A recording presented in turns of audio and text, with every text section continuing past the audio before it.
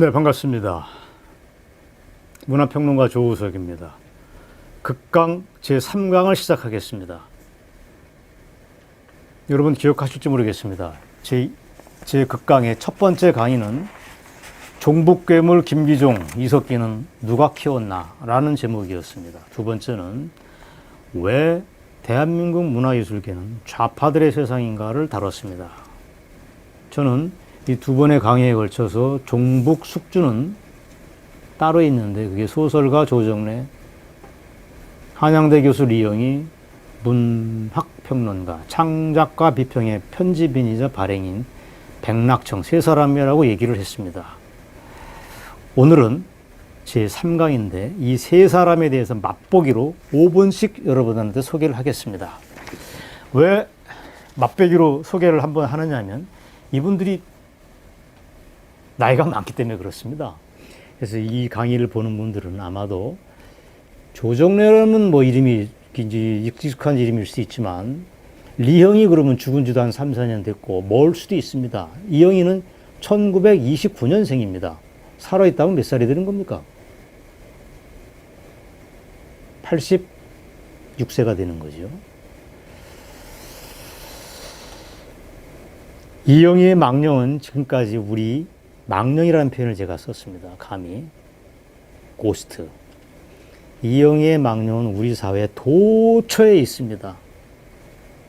그러나 이영희라는 사람은 젊은 사람들한테는 조금 낯설 수도 있습니다. 그래서 이영희에 대한 설명을 나중에 길게 하겠지만 짧게 하겠습니다. 그 다음에 백낙청이라고 하는 분은 제 기억에 38년생입니다. 지금 살아 있습니다. 서울대 명예교수로 있고 현실 좌파 정치에 숨어있는 신입니다. 이른바 원탁회의 좌장 노릇을 지금도 하고 있으니까 1938년생이니까 우리 나이로 77세나 됐습니다. 만으로 따지면 78세입니다. 이 노인이 지금도 종북숙주의 거두이고 현실 정치에 숨어있는 역할을 다 하고 있습니다. 야권연대 2012년 이른바 통진당하고 민주당하고 야권연대를 추진하는 숨은 역할을 다 백낙청 이분이 했습니다. 매우 우리가 경계해야 될 대상이라고 저는 믿습니다. 이분 세 사람들에 대한 짧은 설명을 제가 하겠습니다. 자, 첫 번째는 조정래 시리즈입니다. 조정래입니다. 조정래가 왜 위험하냐면 아까 얘기했듯이 통진당의 이석기 전 의원, 이석기라고 하는 사람이야말로 태백산목을 보면 한 장 넘어갈 때마다 이석기가 있습니다. 여러분이 집에 박혀 있는 태백산맥을 보십시오. 사회주의적인 신념을 가진 사람들이 수두룩합니다. 제가 1강 때 말씀을 드렸죠. 북한식 사회주의를 실현하려고 했다. 이석기는 통진당 해산문에 이렇게 써 있습니다. 그걸 위해서 폭력을 통해서 항쟁을 일으키고 권력을 탈취하려고 했던 미친 짓을 했기 때문에 이석기는 감옥에 들어갔습니다. 문제는 조정래 소설 태백산목에는 그런 사람으로 처음부터 끝까지 가득 차 있습니다. 이걸 보고 이적성이 없다고 결정한 검찰이는 제가 볼 때 헛개비 경찰의 다름 아닙니다. 다음에 이걸 자세하게 알려드리겠습니다. 자, 조정래는 1943년생입니다. 이 작품을 쓴. 재미난 얘기 하나 들려드리겠습니다. 조정래라고 하는 사람이 얼마나 지독한 사람인가를 제가 알려드리겠습니다. 예를 들어서 요즘에 사람들이 책을 쓸 때 저도 책을 한 10권 내봤지만 뒤에 인쇄를 붙이지 않습니까? 인쇄라고 뒤에 보면 도장을 찍어서 하는 게 있습니다. 근데 요즘에 인쇄 붙이는 사람은 10만 사람 중에 한 사람도 있을까 말까 합니다. 거의 안 붙입니다. 저자와 상의해서 인쇄를 붙이지 않습니다라고 넘어갑니다. 그러나 조정래라고 하는 집요한 사나이는 그렇게 안 합니다. 다 자기가 인지에다 자기 도장을 찍습니다. 밤만 되면 자기 며느리, 아들, 부인까지 데려다가 이거 하는 게 일입니다. 저처럼 책이 안 빠지는 사람이 10,000권 하는 거는 재미로 할 수 있죠. 10,000,000권 해보십시오. 이건 노동이 됩니다. 알바를 고용해야 됩니다. 여러분 이해하시겠어요? 1,000,000권이라고 하는 종북 좌파 코드가 가득 찬 책이 얼마나 위험한 책인가를 여러분 이해하셔야 되고 그게 무려 1,000만 권 팔렸다고 하는 거는 대한민국 각 가정에 독국물이 뿌려졌다고 생각하시면 똑같이 됩니다. 제 얘기는 거짓이 아닙니다.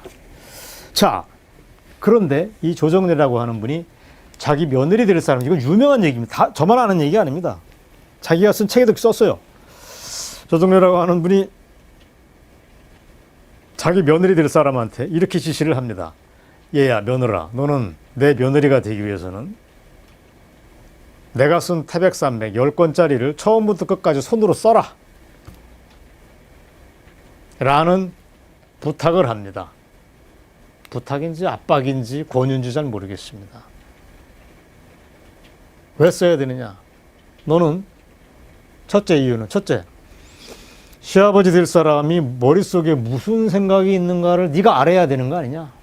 그러기 위해서는 너도 공부해라. 첫 번째. 두 번째는 내가 죽고 나면 이 방대한 인세 수입이 나옵니다. 연 몇 억이 되겠죠. 그 돈을 네가 가질 텐데 날로 먹을 수는 없지 않냐? 너도 합당하게 투자를 해라. 그것 중에 하나 쓰는 거다라는 지시를 합니다. 이거를 자랑스럽게 자기 책에 떠버립니다. 제가 조정래 씨한테 찾아가서 당신이 며느리한테 뭐라고 공갈쳤어 하고 캐묻지 않았습니다. 본인이 그렇게 하는 게 자랑스러워서 얘기를 했던 겁니다. 저는 조정래라고 하는 분이 둘 중에 하나입니다. 엄청난 확신에 찬 종북 좌파입니다. 제 판단 변함없습니다. 아니면 정신 나간 사람입니다.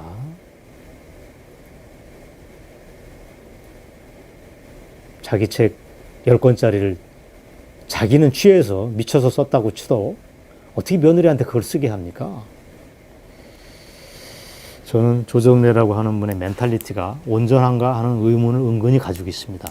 인신공격이라고 누가 저한테 지적하면 할 말이 없습니다.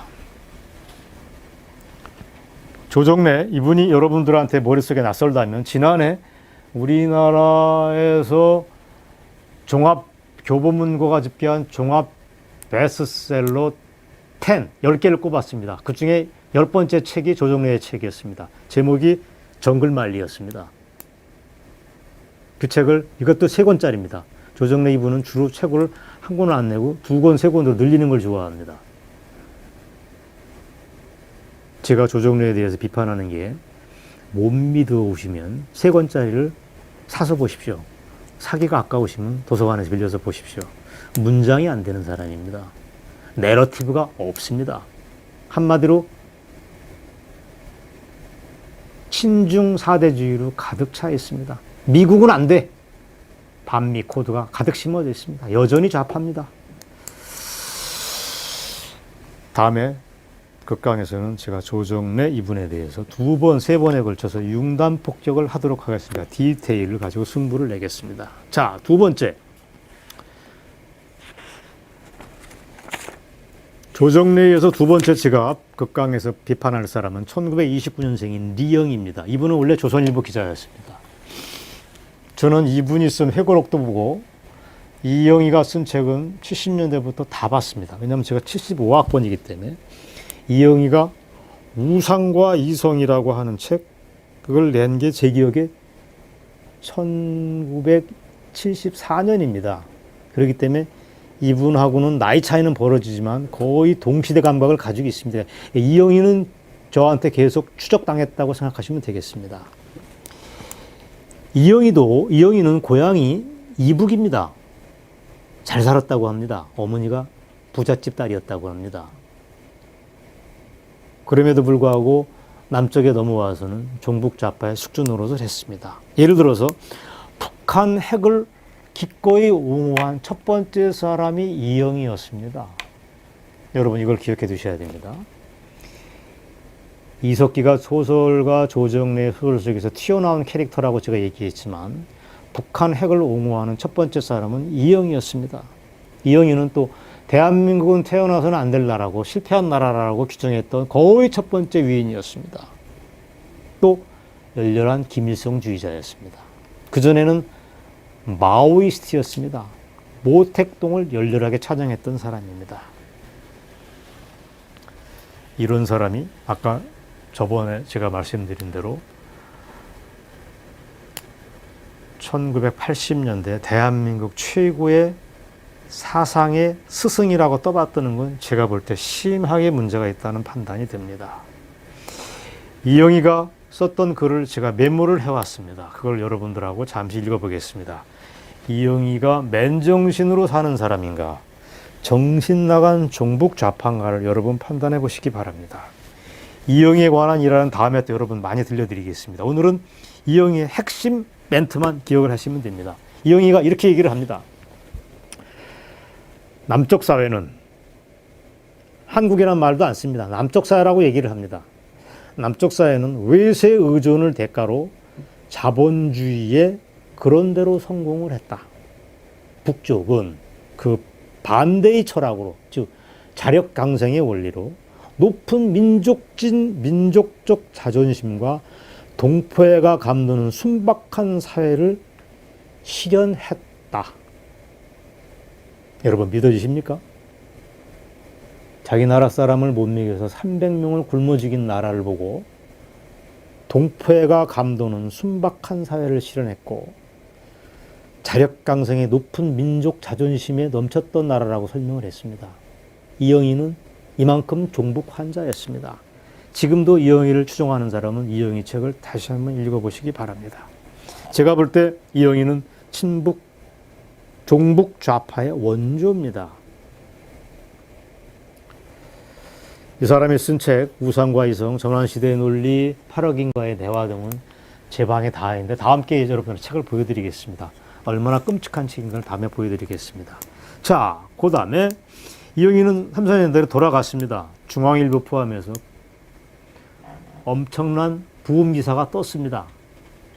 이게 말이 됩니까? 나쁜 놈이라고 써야 되는 거 아닙니까? 대한민국 권력은, 신문 권력은 아직도 이영희의 망령으로부터 자유롭지 않습니다. 이거는 문제 있는 겁니다.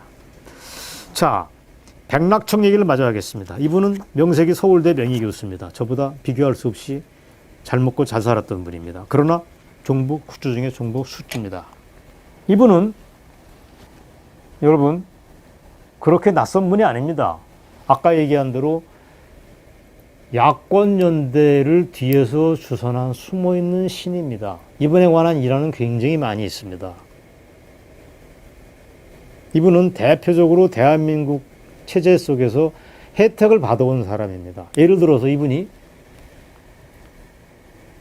그 좋다고 하는 하버드대에서 학위를 했습니다. 그 전에 명문 브라운 대학이라고 있는데 명문 브라운 대학으로 유학을 간 게 1955년이었습니다. 제 기억이 맞을 겁니다. 1955년이면 그때 백낙청 씨 그분의 나이가 몇 살이냐? 만 17살이었습니다. 여러분, 1955년도라고 하는 건 지금하고 같은 세상이 아니었습니다. 그야말로 임난 직후 상황이랑 별 차이 없었는데 17살 나이에 조기 유학을 떠납니다. 그것도 명문 브라운 대학으로 가고 나중에 하버드 대학에서 학위를 합니다. 대한민국에서 누릴 걸 다 누린 이분이 대한민국에 돌아온 게 1964년도인가 65년도에 돌아옵니다. 바로 서울대 교수로 임명되고 창작과 비평이라고 하는 70년대는 전설적인 잡지, 지금도 펴냅니다.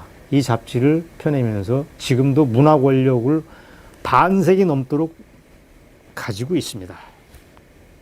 이분 굉장히 제가 볼 때 수상합니다. 백낙청 씨의 집안 얘기를 좀 하겠습니다. 이분은 여러분이 아시지만 백병원이라고 안 했습니까? 을지로에 있는 백병원의 설립자가 이분의 큰아버지입니다. 백인재라고. 이분의 이름을 따서 부산에 맞죠? 인제대학교를 만들었습니다. 강원도의 인제가 인제대학교가 아니고 부산의 인제대학교면 다 이분의 큰아버지 겁니다. 이분의 아버지, 그러니까 백인재는 이분의 큰아버지고 이분의 아버지는 백인재입니다. 백붕재입니다. 백붕재. 백붕재라는 분은 누구냐? 일제 때 고시를 패스해가지고 군수를 지냅니다. 친일파죠. 친일파 얘기는 하지 않겠습니다. 친일파는 기본적으로 좌파 애들이 쓰는 얘기이기 때문에 저는 안 하겠습니다. 자, 중요한 거는 백인재, 백붕재로 이어지는 집안의 아들입니다. 이북 사람입니다. 공교롭게 6.25 때 아버지하고 큰아버지가 나쁘게 됐습니다. 그러면 대한민국이라고 하는 정통성에 충실해야 되죠. 안 그렇습니까? 그런데 자식은 17살에 하버드 대학으로 유학 가서 대한민국에 반대되는 일만 골라서 해왔습니다. 그리고 80이 다 됐습니다. 지금도 좌파의 우두머리 행세를 하고 있습니다. 저는 백낙청 씨분을 어쩌면 강남 좌파, 캐비어 좌파의 원조라고 생각을 합니다. 이분들이 남긴 저작을 분석해 가면서 왜 이분들이 종북 좌파의 숙주인가를 구체적으로 밝히도록 하겠습니다. 오늘 3강 이걸로 마치도록 하겠습니다. 고맙습니다.